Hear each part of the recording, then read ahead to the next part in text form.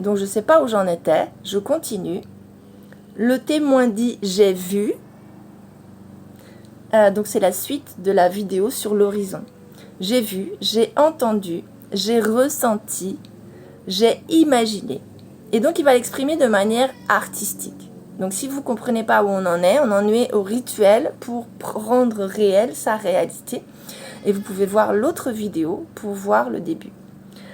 Comment est-ce qu'on ouvre un horizon? Alors Mélanie, je m'adresse encore à toi. Comment est-ce qu'on ouvre un horizon? Ainsi, la réalité commence à circuler et à se multiplier. Et donc, on accède à un cycle. Donc, quand on en est là, on a ouvert une certaine réalité et puis on revient à ce qui bloque. Donc, on revient à identifier ce qui est encore un barrage sur le chemin de la manifestation de la réalité toute pleine, toute entière. On revient sur ce qui bloque encore, souvent, ce qui a été appris.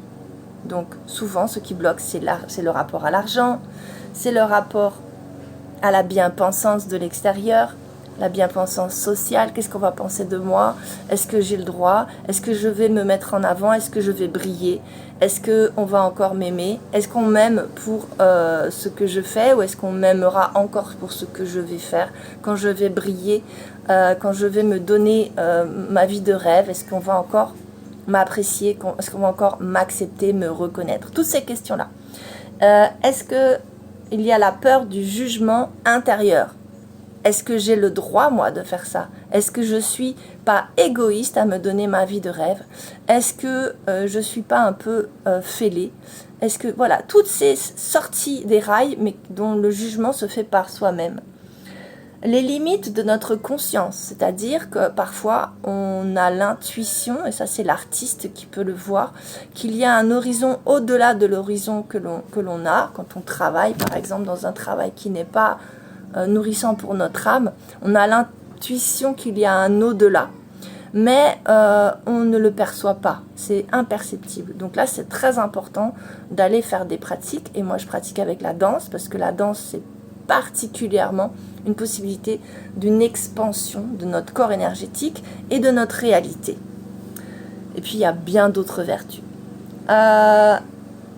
Les limites de notre conscience, mais les limites aussi de nos émotions, puisque en plus de nos pensées limitantes, nous avons des kits émotionnels, c'est-à-dire que quand on va au-delà de ce périmètre qui est fermé, de ces murs, de ces barreaux qui ont été créés par notre réalité, par ces implants, on ressent des sentiments, on est vidangé de notre énergie, peuvent survenir des peurs,